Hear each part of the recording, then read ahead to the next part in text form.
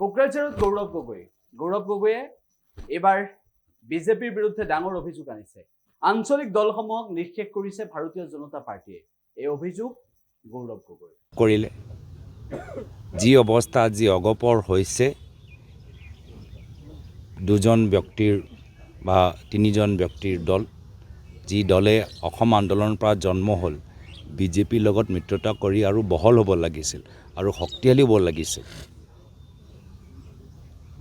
অসম চুক্তি আখৰে আখৰে ৰূপায়ণ কৰিব লাগিছিল। এতিয়া বিজেপি জালত ভৰি দি লাহে লাহে লাহে এতিয়া মাত্ৰ ৩-৪জন ব্যক্তিৰ দল হৈ গ'ল। এই একে অৱস্থাটো আমি দেখিছোঁ যে বিজেপিয়ে UPPL হওক, BPF হওক, এতিয়া সকলোৱে হিমন্ত বিশ্ব শৰ্মা ডাঙৰীয়া সন্মুখত আঁঠু কাঢ়িবলৈ হৈছে।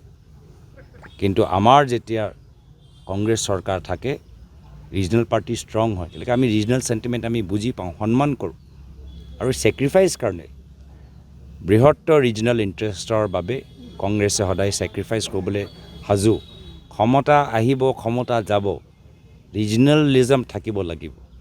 ৰিজনেলিজম আৰু নেশ্যনেলিজমৰ মাজত এটা ভাল সম্পৰ্ক হৈ থাকিব লাগিব। সেইকাৰণে উত্তৰ পূৰ্বাঞ্চলত বিভিন্ন ৰাজ্যত যে জন্ম কেনেদৰে হৈছিল, ৰিজনেলিজমৰ ওপৰত, লিংগুইষ্টিক আইডেণ্টিটিৰ ওপৰত, লেণ্ড আইডেণ্টিটিৰ ওপৰত।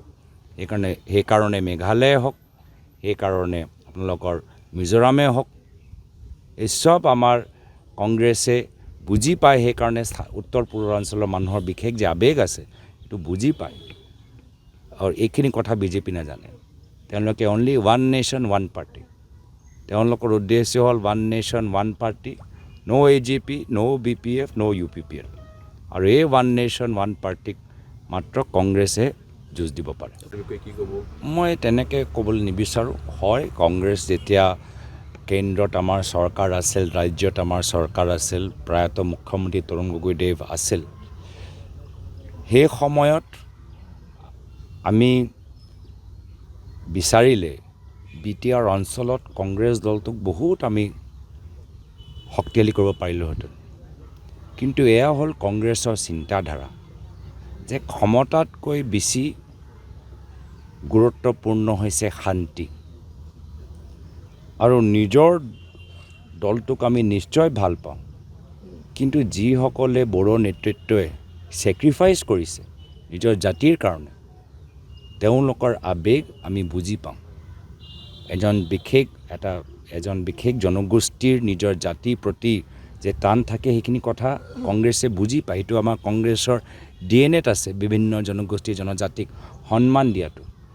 আৰু সেইকাৰণে কেন্দ্ৰত ৰাজ্যত চৰকাৰ থকা স্বত্তেও নিজৰ দলৰ আমি বলিদান দি বৃহত্তৰ BTR অঞ্চলৰ শান্তিৰ স্বাৰ্থত স্থানীয় BTR সেই সময়ৰ নেতাসকলক তেওঁলোকৰ ত্যাগ আৰু বলিদানক সন্মান কৰি আমি নিজৰ দলটোক পিছত ৰাখিলোঁ, BTR-ৰ মানুহক সন্মুখত ৰাখিলোঁ।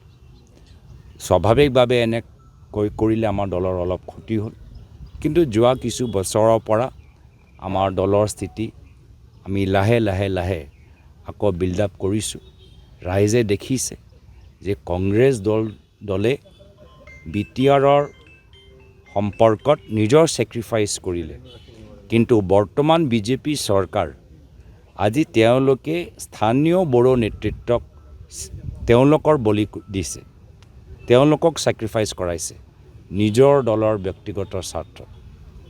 বিজেপি আৰু কংগ্ৰেছ একদম অপজিট। কংগ্ৰেছে নিজৰ ছেক্ৰিফাইচ দিলে আৰু বিজেপিয়ে UPPL-ক ছেক্ৰিফাইচ কৰিছে। BPF-ক আজি একদম দুৰ্বল কৰি পেলালে। ৰিম'ট কণ্ট্ৰলটো হিমন্ত বিশ্ব শৰ্মা ডাঙৰীয়াৰ হাতত আছে। প্ৰয়াত তৰুণ গগৈদেৱৰ দিনত ৰিম'ট কণ্ট্ৰল তেওঁলোকৰ হাতত নহয়, ৰিম'ট কণ্ট্ৰল বড়ো মানুহৰ হাতত আছিলে। আৰু এই কথাবোৰ মানুহে এতিয়া গম পাই গৈছে আৰু পুনৰবাৰ কংগ্ৰেছক স্বাগতম জনাইছে।